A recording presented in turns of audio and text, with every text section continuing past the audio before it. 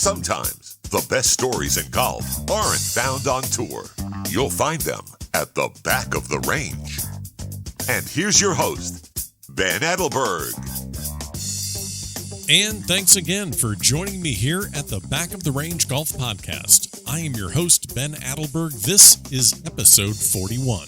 Well, I'm still trying to recover from the odd sleep schedule that I was on over the weekend because, of course, I had to watch the Ryder Cup live despite the time difference in Paris, France. So at the time that I'm recording the intro to this week's episode, here's what we know.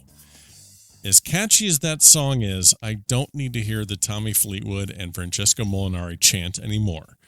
Patrick Reed apparently wanted to play with Jordan Spieth, but Jordan Spieth didn't want to play with Patrick Reed. And then he apparently stated that he was stuck with Tiger. Oh, wait, someone in the team room is now saying that Reed begged to play with Tiger.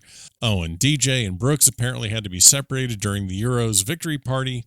Well, here's the thing. I've never really liked to focus on golf gossip. I think that all this crap will blow over, and we'll be left with the simple fact that Europe played better, and they had home field advantage, and that's why they have the Ryder Cup. In 2 years, at Whistling Straits, the United States will have the home field advantage.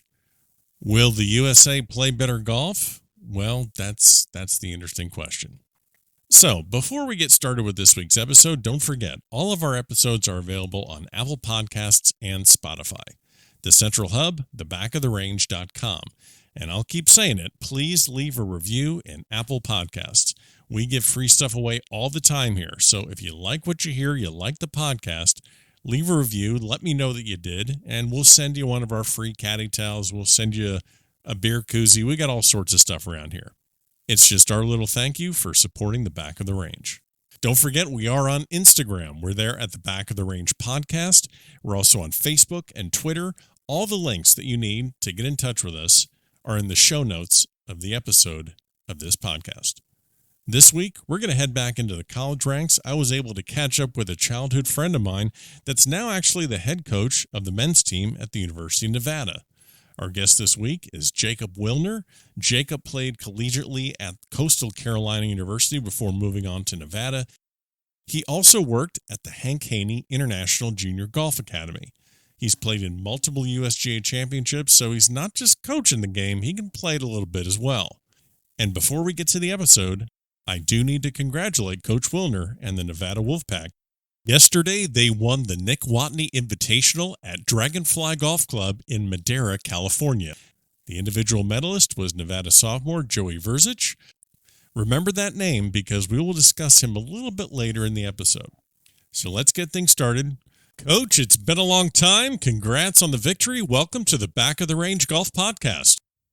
I'm doing great, Ben. Thanks for having me. Yes, it has been a long time. I know. Good to reconnect. I know. We have to.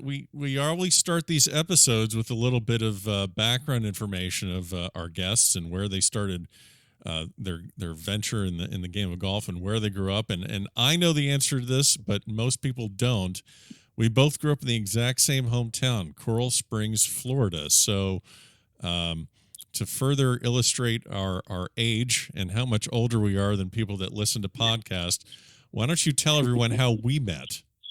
Well, we played baseball together. If I remember correctly, it was probably when we were 13 to 16, maybe somewhere in that range. And I remember you're probably a year or two older than me, and you were a significantly better baseball player than I was. I just kind of was out there, giving it my best. I remember you were good, and I know we grew up probably within a 5-minute bike ride from each other. Exactly. Well, I may have had your number on the baseball diamond, but you're definitely have my number on the golf course. So we both went to the same high school in Coral Springs, a little bit different years. But so you played at Tarrant Valley High School in Coral Springs.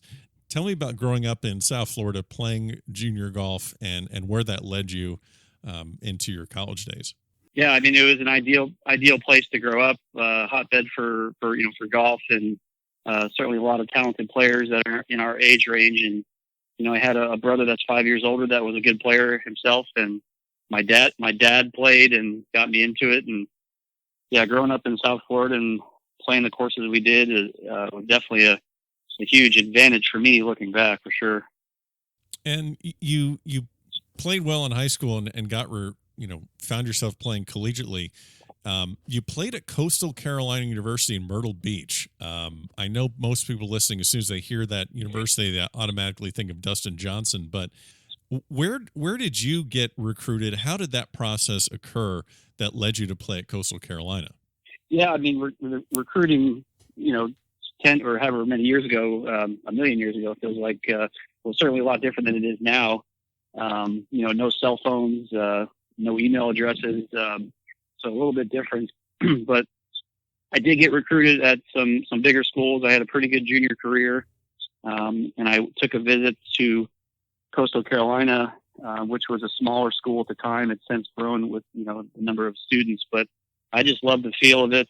I remember, growing up in South Florida when you put it on those nasty Bermuda greens. Yes. Where you play in the afternoon, and it was terrific. And I went to this place called Wild Wing, which at the time had 4 golf courses and had, to this day, the biggest putting green I've ever seen. And it was just perfect bent grass.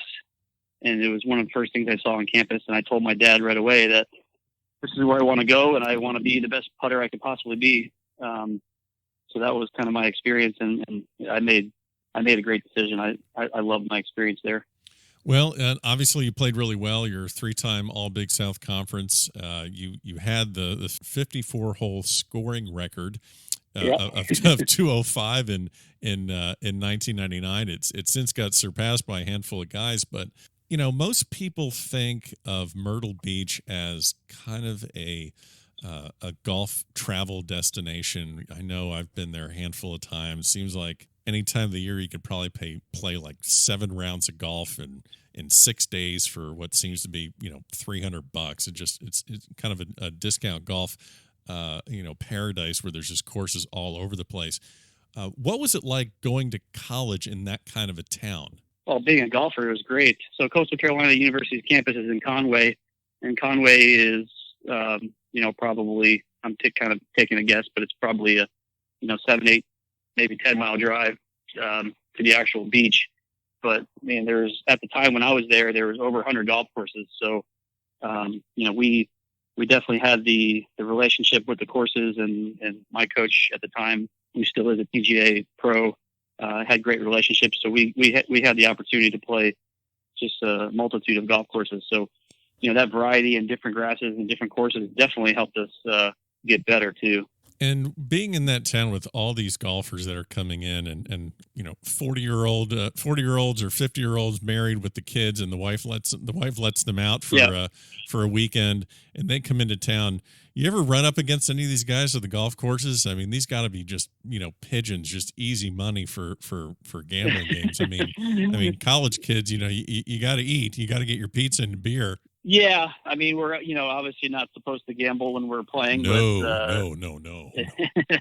But I think it might happen from time to time. I know that after I graduated is when I really, when I actually turned pro for a brief stint. But that's when I started getting into playing in money games, and that 100% made me a better player.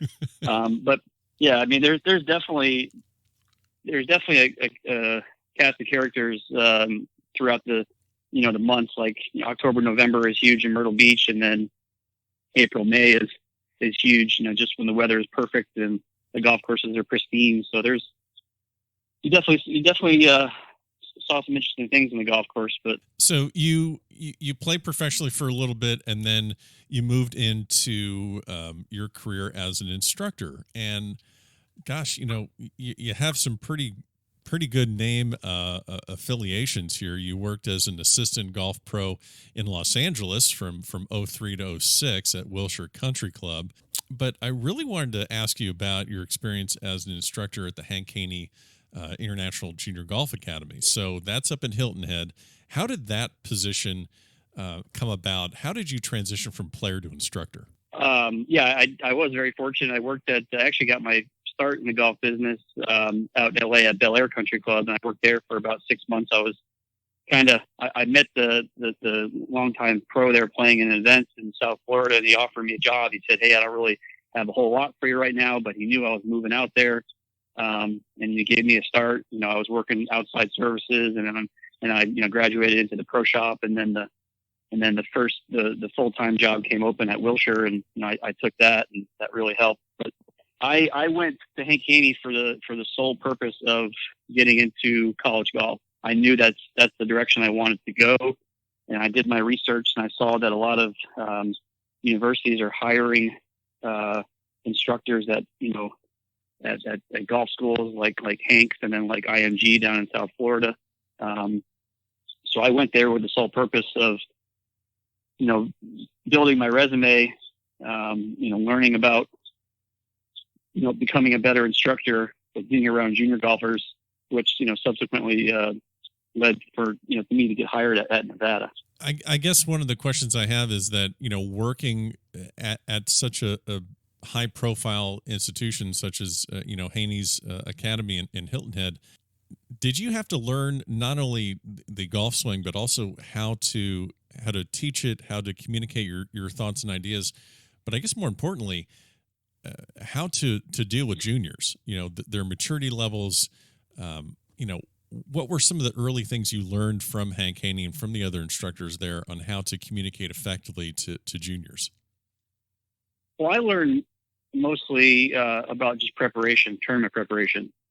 There's and the difference between, when it's time to kind of make some adjustments in your swing and when it's time to prepare for a golf tournament. And I'm more of the coach and instructor now that is more preparation, trying to prepare yourself to play competitive golf, because, the college golf season is very quick.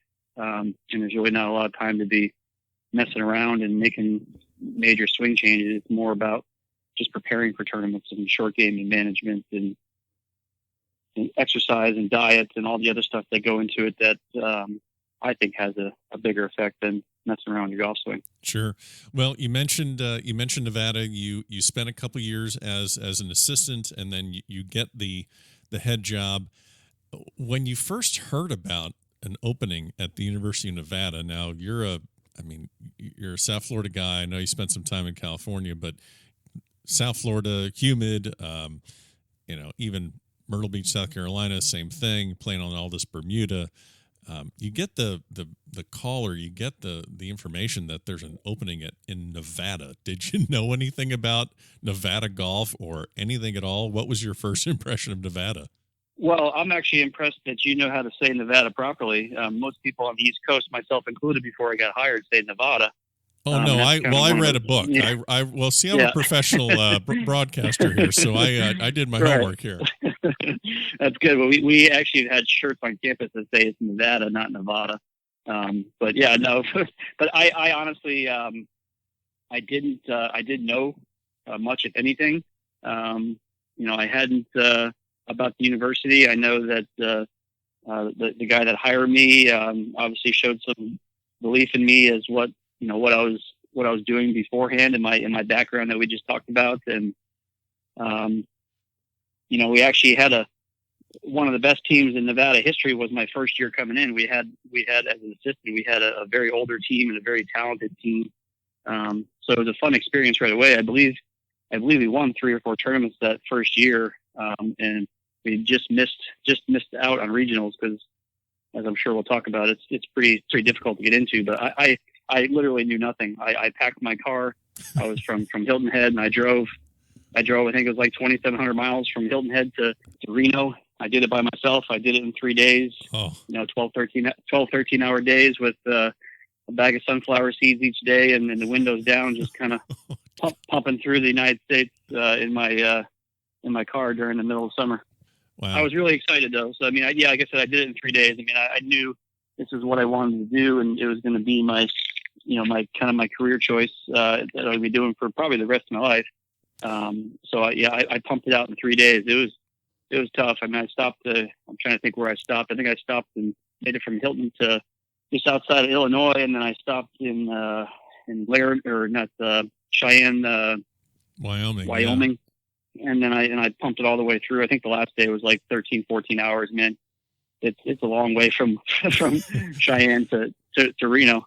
That's a lot of travel. So you mentioned that you knew this is what you wanted to do, and you think this is what you want to do for the foreseeable future. What is the biggest draw, the biggest attraction that you have to coaching collegiate golfers? What's the, if you had to, I know it's a tough question to put it into one, to give one solid answer or one definitive answer, but what's the one thing that really attracted you, or that really attracts you to coaching college golf? I mean, you just get to work with elite athletes. I mean, it's so hard to be a Division I athlete in any sport. And obviously my background is golf, and to be able to do something for a living that I thoroughly enjoyed. I mean, college was the best 4 years of my life. And somehow I graduated on time in 4 years. And, I was fortunate enough to be a part of a team that never had won conference before. And we won 3 out of 4 years when I was there. And, to kind of continue my experience with college athletics as a player to transition into a coach. I mean, I'd be hard pressed. I would think that every other coach that does it, that has played Division I golf, that's in the industry that I'm in, I would agree with it. Just an amazing experience, and to be around such awesome athletes, and to kind of just help mold them and guide them, and just give them, just some advice on, because you've been in their shoes, and Sure. what they're going through, and the ups and downs of golf, and all the other stuff, and the adversity that comes up as a player, and just to kind of help them out and tell them things are going to be all right, and give them a little bit of advice here and there, give them a little kick in the butt every now and then when they need it. And, I try to keep things pretty casual. Sure. Well, the interesting dynamic that you have in your team is, you're a younger guy. I mean, you're early 40s, and you're not just a experienced instructor. You have the collegiate playing experience, but you're also playing some really great golf yourself right now. So you did get into that USAM in '98. That was right after college. But I'm just looking here at a few of your stats. I mean, before the U.S. Pub Links went away, you qualified for that in 2013. You're the Nevada State Match Play Champion in 2014. You represented Nevada at the USGA state team in 2016. You've won a handful of county amateur events. What's it like when you can go out to a team practice and pretty much hold your own with your own players, and sometimes beat them? How's that? It's kind of a unique dynamic that you have there. Yeah, it's fun. I think all the guys that play for me, they probably would agree that I kind of hit it all over the joint. But I have a pretty good short game, and I generally tend to be pretty good with the putter. So that kind of saves me, but Sure. It's good. I think, I definitely enjoy playing my guys. I don't do it too often, because it is more about them. But, Right. We try that.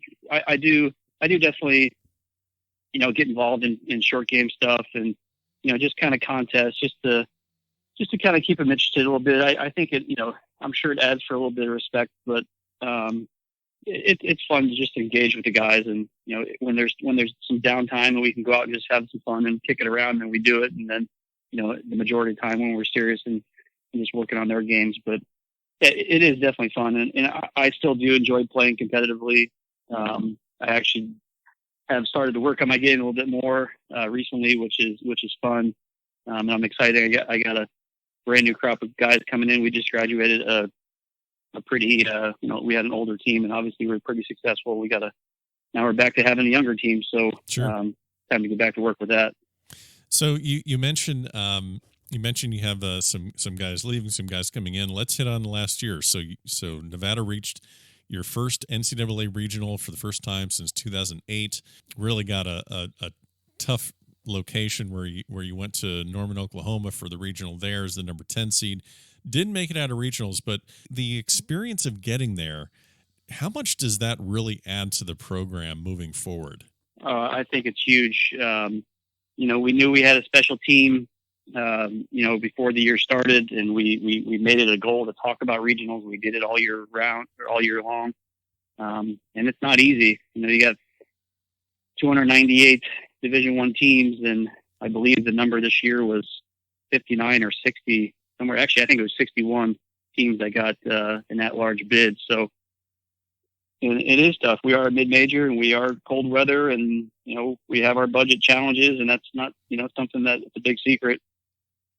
But we had a hell of a year, and we proved to a lot of teams, and maybe surprised a lot of teams early, but we proved that we were good because we did it all year round. I'm not sure exactly what our winning record was, but our overall record, but it was, we beat up a lot of good teams, and we beat a handful of top 25 teams. And I tell you what, we were in the mix throughout regionals too. Our guys handled it pretty well. We were in the mix in the hunt the last 9 holes, and we fell a little short, but it was good. It was definitely fun. Yeah, no, absolutely. So you, I have to go back to this regional announcement of when you did get it. So for people that do follow the Golf Channel, that do follow college golf, it's become commonplace, kind of similar to, I think college golf is taking a page out of college basketball. So a playbook where when these teams get announced and when they get bids into regionals, there's the live shot of the team as they see their school's name flash upon the screen. They all jump up and down or applaud or something. Well, you have a young gentleman on your team, Joey Verzich, who actually, congrats to him, just qualified for the USAM yesterday at the date of this recording. But he decided to celebrate in a probably a frightening way for you as the coach. Tell this story of the announcement that Nevada is in the regional. Walk me through this scenario, because I'm sure you were there. Yeah, so you had the the live posting on Golf Channel, and there's the 6 different regionals, and I think we were all very comfortable that we were going to get announced. At that time, we were ranked 57th in the country, and we had just won a tournament, our second to last tournament, and then we finished third at conference. So, we were very comfortable that we're going to get selected, but you literally have no idea. I mean, there's no geographic implication on Sure. where you're going. It's pretty much just that you never know. So, I think we were the third regional announced, and we're at a country club and having lunch, and you had the media there, and Joey's quite the character. He's an incredible athlete. He really is. He is a very good athlete, and he just kind of said he wanted to do something special, and it was kind of last minute, and they announced us, and sure enough, he executed a perfect 10 backflip. I'm sure a lot of people saw that. That kind of went viral, and we'll definitely post a video of that on our Instagram page and make sure people see that. So speaking of recruiting, you mentioned you got the old guys they're taking off, and you got new freshmen, new young kids coming in. You have some guys coming in or you have a player coming in from Canada. I wanted to ask about international recruiting.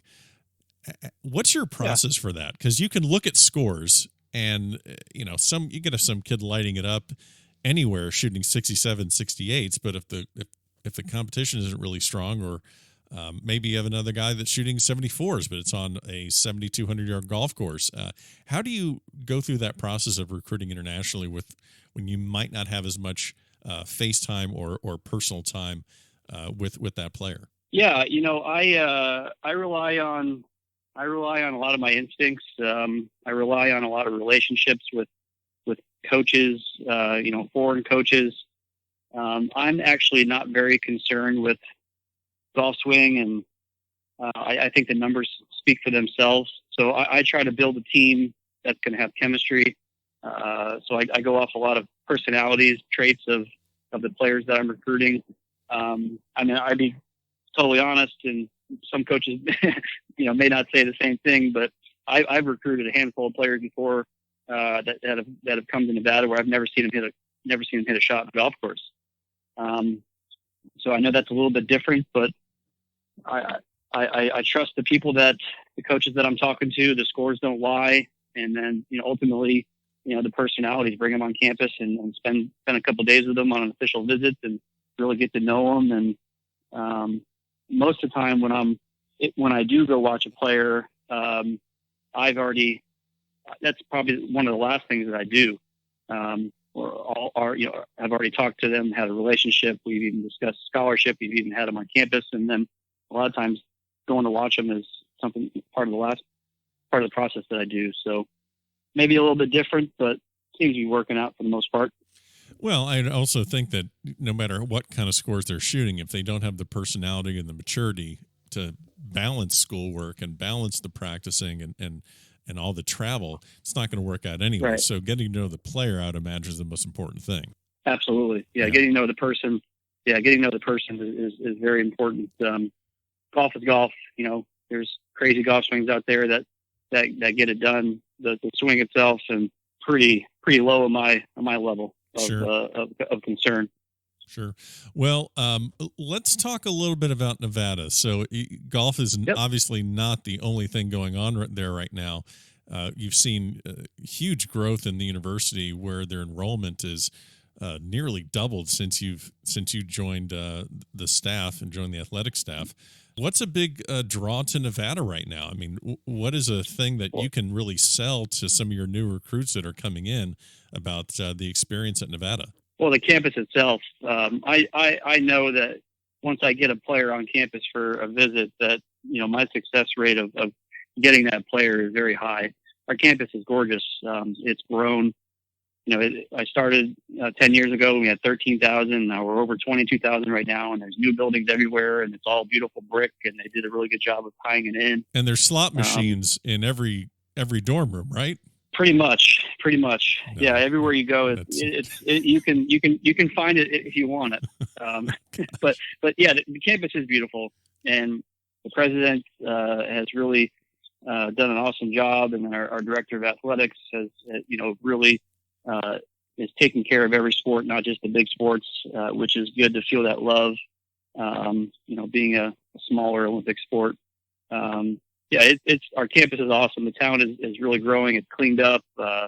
We have a lot of, the real estate is booming, and a lot of tech companies and Tesla and other, things have migrated to Reno, and it's a cool spot. What's the environment like around basketball season right now? Because you guys, Nevada is just really taking off on the basketball scene.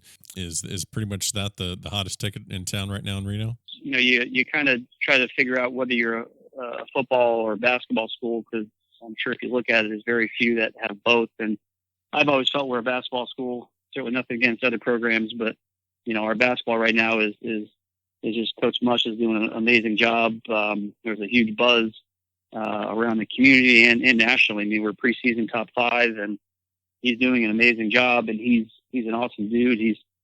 He's very supportive of other coaches. He's very visible. I mean, I've several times walked into my office and had a note on an article, that was in the paper about our program, and a handwritten note from him. So that's definitely cool. And it's a good vibe, good buzz around the athletic department. And, there's no doubt that, when bigger programs around the university are doing well, that it helps out every sport. So, it's pretty cool.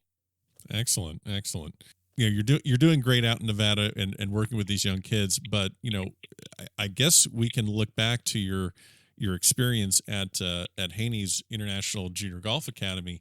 Really was setting the groundwork for you to take on this position. And, most people, when they think of Hank Haney, they think of, hey, he was Tigers coach and all this experience with professional players.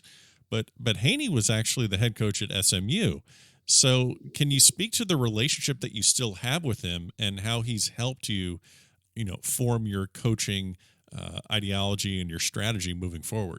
Yeah, he always had stories, stories about Tiger, stories about people. He's a great storyteller too. But my ears perked up every time he talked about college golf, because, like I mentioned, I wanted to be a college golf coach, and he was very successful at SMU. And one of the things that still sticks with me, and we still communicate, is just the importance of just working hard, and how hard work is going to beat talent a lot of times, and how he had teams that weren't very talented in the grand scheme of things, but they outworked people, and how, at tournaments, very often they were the last ones to leave the golf course. And I think one of the reasons why we had such a great year, I'm sure there was plenty of them, but is we were that team, even when if we had a bad round and we were in the afternoon, we played in the morning and we come back and practice, or if we had a later tee time and the guys would just keep grinding, and very, very often we were the last team to leave the golf course. And that's something that struck a chord with that Hank talked about, while I worked for him at IJGA, that really has always stuck with me. And we still talk to this day, 10 years later, and I'm not afraid to ask for help. I send him videos quite often of some swing video stuff, for some of my guys that are struggling, and, we'll have a text conversation back and forth, and, what's the ball doing? What's this, blah, blah, blah. And he's always been gracious enough to help me out, and very appreciative of that. Yeah, no, that's great to have someone like Hank Haney just as a kind of an unofficial advisor to kind of help you out with when you're in a tight spot. Can't ask for anything more than that. Well, Jacob, let's we like to get people out of here with a couple of quick questions. It's the quick bucket here at the back of the range. So let me ask you a couple of questions. So Jack Nicklaus won the 1986 Masters at the age of 46. Let's compare that to a potential fit. Yes, sir. Yes, sir. I want to get Vern Lundquist on here so bad. Vern, if you're listening, I want you bad. He spoke at the three-man USGA three-man state team. It was pretty good. Yeah, I wish I was there for that. So, so Jack 86 at the Masters at the age of 46. Compare that to a potential fifth green jacket of Tiger Woods. Which would be the more substantial victory?